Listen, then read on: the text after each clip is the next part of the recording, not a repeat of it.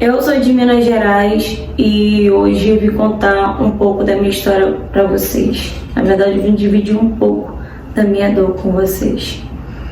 Minha mãe foi nascida e criada em Minas e quando ela conheceu meu pai, ela acabou indo morar com meu pai em Goiás, no interior. Lá teve a minha irmã e eu. Meu pai sempre foi um cara muito arrogante, ignorante, violento, sabe? Um cara bruto. Era tudo do jeito que ele queria, da forma que ele queria, na hora que ele queria. Minha mãe era tratada como uma empregada dele, sabe? E muitas das vezes, quando ele chegava bêbado em casa, minha mãe era obrigada a ter relação sexual com ele. Então, além dela sofrer violência doméstica, ela também sofria a violência sexual. E como lá em casa não tinha porta nos quartos, né? Era um lençol, porque a gente morava no interior, a casa humilde, sabe? Então não tinha porta nos cômodos, era só o lençol mesmo. A gente morava assim mais no mato do que em outra coisa, sabe? A cidade ficava a quilômetros de distância da nossa casa. Então a gente foi crescendo vendo tudo isso, sabe? Meu pai agredindo minha mãe, e minha mãe sempre submissa ao meu pai. Quando eu tinha de 8 para 9 anos de idade, e minha irmã lá para os seus 11, 12 anos, minha mãe teve um derrame e meu pai demorou muito a pedir ajuda e minha mãe já chegou no hospital falecendo, quase sem vida, e acabou que minha mãe veio a falecer. E depois dali, tudo que era dever da minha mãe dentro de casa passou a ser meu e da minha irmã. A gente era obrigada a passar, lavar, cozinhar. Ai da gente, se meu pai chegasse em casa e a gente não desse a comida na mão dele. Literalmente era como se a gente fosse empregada dele também. E o tempo foi se passando, ele foi se afundando mais ainda na cachaça, na bebida. E toda vez que ele chegava bêbado, ele agredia a gente. E o pior de tudo é que quando ele agredia a gente não podia chorar, porque senão a gente apanhava mais ainda. Quando a minha irmã tinha de 14 para 15 anos de idade, ela ficou moça e aí ela começou a criar mais corpo, né? E foi daí que meu pai começou a abusar da minha irmã, começou a violentar, na verdade, da minha irmã sexualmente. E a primeira vez eu não presenciei, mas eu escutei a minha irmã chorando e ele falava: se você chorar, você vai apanhar. Se você chorar, quanto mais você chorar, você vai apanhar. E quanto mais minha irmã chorava, mais ela apanhava. E ele fazia o mesmo com a minha mãe. Quanto mais a minha mãe resistia, quanto mais a minha mãe, sabe, pedia para ele não fazer, mais ele fazia, e ele batia na minha mãe. Ele fazia o mesmo com a minha irmã tinha que fingir que estava gostando, sabe? E várias vezes minha irmã chorava até minha irmã entender que para ela não apanhar, além dela ser violentada, ela não apanhar, ela tinha que não chorar e não existir. E isso ficou acontecendo frequentemente. Meu pai, toda vez que ele chegava em casa, ainda mais se ele estivesse bêbado, ele violentava da minha irmã e às vezes até na minha frente. E minha irmã várias vezes pedia pra mim não olhar. E quando minha irmã fez 16 anos de idade, ela acabou engravidando. Ela acabou engravidando do nosso pai. E meu pai começou a desconfiar depois dos enjoos. Ela não conseguia comer direito, que ela vomitava. E quando meu pai realmente viu que ela estava grávida, a barriga começou a crescer e tudo mais, ele parou de abusar dela e aí ele passou a abusar de mim. A violência sexual começou a ser comigo. Só que eu já tinha me preparado para aquilo, porque eu sabia que uma hora ou outra ele ia fazer a mesma coisa comigo. E vocês não sabem o quanto que é difícil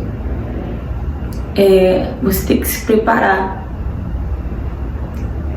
o seu psicológico para você não chorar quando você estiver sendo violentada pelo seu próprio pai, para você não ser agredida igual ele agredia a minha mãe e a minha irmã quando elas choravam, quando elas resistiam.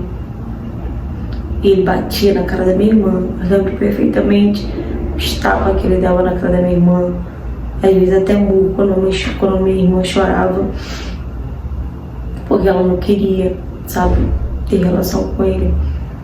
E aí eu tenho que me preparar o meu psicológico para saber que eu vou ser violentada pelo meu pai também e eu não posso chorar. Eu lembro que quando minha irmã começou a passar mal, porque ela precisava de ter o neném, só que ela precisava ir para o hospital, ela precisava ir para o médico. Meu pai não queria levá-la para o médico, com medo dela chegar lá, ela contar tudo e ele acabar sendo preso. Então minha irmã começou a chorar e a implorar pro meu pai para ele levá-la para o hospital, e eu não poder fazer nada para minha irmã, não poder ajudar minha irmã em nada. E aí eu comecei a pedir meu pai, implorar meu pai chamar ajuda para minha irmã, sabe, para levar ela pro hospital. E meu pai dizia que não, que ela ia ter o bebê dentro de casa. E eu lembro que teve uma hora que ela tava gritando tanto, que meu pai tava ficando com muita raiva. Meu pai pegou ela e falou: eu vou te levar pro hospital, eu vou arrumar alguém pra te levar pro hospital, mas se chegar lá, você falar que esse filho é meu, eu vou matar a sua irmã. E minha irmã falou: tá bom, não vou falar nada, eu prometo que eu não vou falar nada, eu só me levo pro hospital, eu preciso de um hospital, eu preciso de um médico. E meu pai pegou e foi atrás, né, de alguém para poder pedir ajuda, né, porque lá a gente só usava orelhão na época. E aí meu pai foi, e meu pai chamou, né, ajuda. E quando meu pai saiu, minha irmã falou pra mim, eu tava chorando muito porque eu tava com medo de chegar lá, minha irmã contar tudo que aconteceu, que o filho era do meu pai, e aí meu pai acabar me machucando, me matando, né? Só que desde pequenininha, minha irmã sempre falava: a gente sempre vai ficar junto, independente de qualquer coisa, a gente vai estar sempre junto. Então minha irmã olhou pra mim e falou: calma, não precisa ficar com medo, eu não vou falar nada, eu vou voltar, tá? Eu vou ter o bebê e vou voltar pra cá, você não vai ficar sozinha, a gente vai ficar sempre juntas. Eu balancei a cabeça, tá bom, e veio o carro e levou a minha irmã. Passou o primeiro dia e aquela angústia só ia crescendo, e eu sendo abusada pelo meu pai. E o segundo dia, o terceiro dia, eu falei: minha irmã não vai voltar. Meu pai vai fazer alguma coisa comigo, claro. E acabou que no final da tarde minha irmã voltou. Ela voltou com um serzinho, sabe, tão pequenininho, muito pequenininho. O meu sobrinho era um menino. A gente não tinha nada, sabe? Não tinha roupa, não tinha nada. E acabou que o hospital que ela ficou deu tudo, né, pra ela. Pegou roupa de outras mulheres, né, outras mulheres doou roupa ali pro bebê porque não tinha nada. E a história que ela contou no hospital foi que ela se relacionou com um menino e acabou engravidando, mas não estava mais com esse menino e morava com o nosso pai. E o hospital acreditou, né? E ela voltou para casa, e a partir dali aquele bebezinho, sabe? Começou, acho que ia ser a nossa única alegria que a gente tinha em casa. O meu sobrinho, filho da minha irmã, com meu pai. O meu pai, ele não nem olhava pro bebê. Eu lembro que quando ele chegou bêbado, ele viu minha irmã, ele falou: voltou, né? Ainda bem que você tem amor à vida da sua irmã. Depois dali, ele voltou a abusar da minha irmã de novo. Ele voltou a violentar a minha irmã de novo. E aí ele violentava eu e a minha irmã. Só que comigo ele era mais cuidadoso em relação a dar um mole que talvez ele tenha dado com a minha irmã e acabou engravidando a minha irmã. Porque quando ele viu que minha irmã estava grávida, ele ficou com raiva dele mesmo. Ele ficou chamando ele mesmo de burro, sabe? Ficou xingando ele mesmo. Então comigo ele já teve cuidado maior. Ele tinha um cuidado maior de não me engravidar. Mas todo dia praticamente ele abusava de uma de nós duas. Ele violentava de uma de nós duas. O meu sobrinho ele foi crescendo, só que ele demorava a desenvolver, sabe? Ele tava demorando a desenvolver, ele tava demorando sabe, ficar durinho, ficar em pézinho assim, sabe? Igual essas crianças. Normal, né? Chegou uns 5, 6 meses, a criança já consegue ficar durinha e ele não ficava. Mas nem eu e nem minha irmã entendiam o porquê. Nem eu nem minha irmã sabiam o porquê, né? A gente achava que talvez poderia ser normal. E o tempo foi se passando, né? A gente vivendo ali aquele inferno dentro de casa. E meu pai, ele trancava a gente, né? Ele tinha mania de trancar a gente do lado de fora com cadeado. A gente praticamente viveu ali no cativeiro, porque a gente não podia sair nem da porta ali pro quintal. A gente não podia fazer isso de jeito nenhum. Ele nunca deixou a gente fazer isso. As janelas eram fechadas, né? Com tipo um X assim de madeira. Até porque a casa não tinha muita janela. E a porta ele trancava um cadeado, né? Com uma corrente grossa, um cadeado pelo lado de fora quando ele saía. E quando ele entrava, ele trancava pelo lado de dentro. E teve um dia que ele chegou bêbado, mas tão bêbado dentro de casa. Ele chegou caindo assim pela casa, sabe? E ele entrou. Ele nem entrou com a porta, só entrou e foi na direção do quarto da minha irmã. Do nosso quarto, na verdade, né? Mas eu tava na sala e ele foi em direção à minha irmã, ele foi procurando a minha irmã.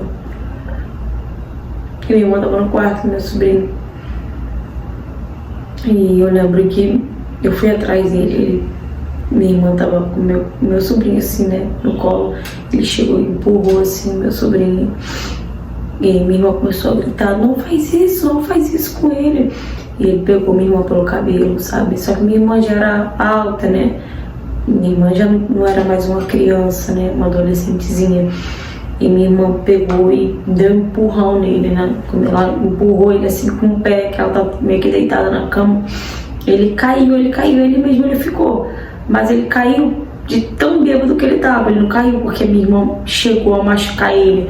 Ele caiu de tão bêbado que ele tava mesmo. E aí minha irmã pegou e começou a falar comigo: pega nossas coisas, cata nossas coisas, cata tudo que você puder catar. E a gente pegou umas sacolas, sabe? Que a gente não tinha bolsa, a gente não tinha nada. Só tinha uma roupa mesmo. Começamos a botar dentro de sacola e a gente saiu. E minha irmã começou a pedir carona na rua. A gente pegou carona até uma delegacia que tinha na cidade. Mas a gente ficou horas até chegar na delegacia. E a gente foi contando, né, pra esse casal que deu carona pra gente, que eles que faziam o carro, né, principal ali da cidade, né, porque tinha um carro principal ali na cidade e tal, que você pagava tipo uma passagem, né? E eles te levavam até a cidade, até o centro da cidade. E aí a gente foi contando pra eles, né, tudo que meu pai fazia. Ele foi até a delegacia. E lá na delegacia a gente contou tudo, sabe? Tudo que meu pai fazia, contou que minha mãe tinha morrido, né? E que o bebê, né, meu sobrinho, era filho do nosso pai. E aí eu lembro que a delegacia toda se comoveu ali, sabe? Com a história da gente. E aí foram até a casa do meu pai, deram voz de prisão pro meu pai, levaram ele pra delegacia e esperou, né, todos os exames sair. Os exames tanto meu, quanto da minha irmã, quanto do meu sobrinho. E claro, né, obviamente, que era bem nítido que a gente era violentada sexualmente pelo nosso pai. E uma coisa que a gente não sabia era que o meu sobrinho, ele tem problema, né? Ele não se desenvolve normal, igual uma pessoa normal, uma criança normal. Ele tem atraso, né? Também desenvolvimento na mentalidade. A gente não sabia de nada disso, acabou com os exames, né? Muitos exames que foram feitos, até mesmo por causa de traumas, né? Que a gente sofreu, e pelo meu sobrinho também passar por médicos, né? Que ele nunca tinha passado, só passou quando ele nasceu mesmo. Depois disso ele nunca tomou vacina nenhuma, ele nunca fez acompanhamento, nada, né? Que uma criança normal teria que fazer. Dali então entraram em contato, né, com alguns familiares da nossa mãe também. E eu lembro que a única que apareceu, né, foi a irmã da minha mãe.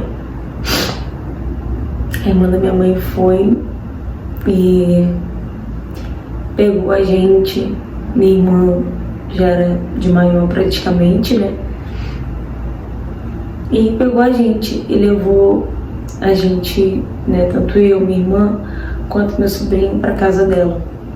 Confesso para vocês que foi bastante difícil, tanto para mim quanto para minha irmã. Mas a minha irmã, ela sempre foi mais forte, mais inteligente, sabe? Ela sempre soube lidar melhor com as situações do que eu. Então, e por ela também ter o meu sobrinho, que era tudo na vida dela, mesmo sendo filho do abusador, que era o nosso pai, o meu sobrinho, o filho dela, era, sabe, tudo pra ela vivia pra ele. Então, acabou que ela teve traumas, mas eu acho que eu tive mais. Eu tinha ansiedade, eu tinha síndrome do pânico, eu tinha pesadelos com meu pai. Eu achava que a qualquer momento ele ia entrar ali. Eu ouvia à noite coisas, sabe? Eu via vultos, eu achava que era meu pai, então eu gritava. Cara, era muito difícil, sabe? E aí eu, conversando com a minha tia, ela ia pra igreja, né? Ela era da igreja, e minha tia levou eu e minha irmã pra igreja. E acredito que foi aquele lugar que mudou, assim, sabe, a nossa vida, tanto a minha vida quanto a da minha irmã. Porque ali todo mundo abraçou a gente, todo mundo acolheu, sabe, todo mundo ajudou. E eu me senti tão bem, eu me senti tão segura. Parecia que realmente eu tava bem ali, eu tava segura, que ali meu pai não ia chegar, sabe? E foi muito bom pra mim. Foi muito bom pra mim conhecer a igreja, conhecer Deus. Eu vi que realmente Deus colocou pessoas maravilhosas na nossa vida. E com 2 anos a gente estava morando com a minha tia, que a gente estava frequentando a igreja. Minha irmã acabou conhecendo o meu cunhado, que por sinal é um amor de pessoa, uma pessoa maravilhosa. Ele realmente entrou na nossa vida no momento certo. Ele tem um amor pelo meu sobrinho, né? E eu agradeço muito a Deus por ele ter tirado várias vezes o pensamento que eu tinha de suicídio, sabe? De tirar minha própria vida. Eu achava que eu não ia conseguir lidar com as coisas que eu criava na minha cabeça, as imaginações, medos, traumas. Eu achava que eu não ia conseguir lidar com isso. Mas eu juro pra vocês que o que me dava força era meu sobrinho. Eu ajudei a minha irmã a criar o meu sobrinho como se ele fosse meu filho. Minha irmã foi morar, né, com meu cunhado, eles se casaram, foram morar juntos. E ela fez questão, né, que eu fosse também morar com ela. Eu fui também para ficar mais perto do meu sobrinho também. E ela, minha irmã, já tinha explicado tudo pro meu cunhado obviamente concordou, aceitou de boa. E hoje eu deixo a minha história aqui como superação. Se você estiver passando por algum tipo de abuso e você tiver algum meio de sair, pedir ajuda, de denunciar, faça isso. Denuncie, peça ajuda. Não deixe com que esse abusador faça outras vítimas, acabe com outras vidas, que muitas pessoas não suportam passar por um abuso, por uma violência sexual, né? E acaba tirando sua própria vida. Então, se você tiver como pedir ajuda, como denunciar, faça isso. Seja ele quem for, não deixe com que ele saia impune. Fala, galera! Gente, primeiramente quero pedir perdão para vocês se a interpretação não foi tão boa. Confesso que foi muito complicado, muito difícil trazer essa história aqui no canal. É muito difícil você sentir a dor da pessoa, sabe? Ao te contar uma história como essa. E você acabar não sabe, se emocionando, você acaba não pegando um pouco, não sentindo um pouco da dor, sabe, dessa pessoa. E foi o que aconteceu. Tentei várias vezes gravar essa história e era muito difícil, mas eu espero que vocês tenham entendido o que ela quis passar aqui. Mais uma vez eu trouxe uma história aqui de violência sexual, de abuso infantil, né, violência doméstica. É o tema de história que eu mais recebo aqui no canal. Esse assunto ele tem que ser abordado sim, sabe? Ele tem que ser falado sim, porque muitas crianças, muitos adolescentes, sabe? Muitas pessoas passam por isso e às vezes fica com medo de denunciar, fica com medo de pedir ajuda. Por uma parte eu fico feliz pela superação, né? Graças a Deus. Hoje ela consegue falar melhor sobre isso, coisas que ela falou que não conseguia nem falar antes.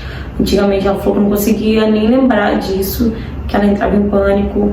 Então ela superou bem, né? Deus enviou, colocou pessoas no caminho delas que ajudaram elas a passar por isso. A tia dela foi uma, né, que levou elas para a igreja, apresentou a palavra para elas, apresentou Deus para elas, que é uma coisa que ela fala, né, que um lugar que ela encontrou paz, que ela encontrou segurança, foi ali na igreja. Então que bom, né, que você de alguma forma conseguiu curar um pouco, né, os seus traumas, mas também acredito que vocês devam, mesmo assim, né, fazer terapia. Não sei se vocês já fizeram, porque vocês não falaram sobre isso, mas seria bom vocês fazerem uma terapia, vai ajudar vocês, né, com alguns desbloqueios. Eu sempre trago aqui no canal, gente, o abusador é quem a gente menos espera. E o abusador foi o próprio pai, que é pior ainda, né? Que é alguém que deveria proteger, que é alguém que deveria amar, né? Cuidar. E simplesmente foi a pessoa que mais fez mal para elas. Eu espero que vocês sejam muito felizes. Desejo toda a felicidade do mundo para vocês. Desejo que vocês consigam criar esse filho da melhor forma possível. Essa criança que vocês têm, né, ela tem como filho dela, que é sobrinho dela, que vocês consigam dar todo o amor possível para eles, independente se foi fruto de um abuso ou não, porque, vamos ser sinceros, a criança não tem nada a ver com isso. Eu sei que é muito difícil, mas já que vocês já têm amor para essa criança, cuide da melhor forma, proteja, ame. E se você está passando por algum tipo de abuso, se você está passando por situação parecida, se você conhece alguém que está passando por situação assim, denuncie, gente, denuncie, diz que sim, peça ajuda. Não deixe que mais um abusador saia impune e faça outras vítimas, tá bom? E se você já passou por situações parecidas, ou se você tiver alguma história de qualquer outro tema para me contar, me mande mensagem no direct do Instagram, me siga nas minhas redes sociais, curta, comenta e compartilha. E se você não for inscrito no canal, aproveita e se inscreve, tá bom? Beijo, beijo e até a próxima.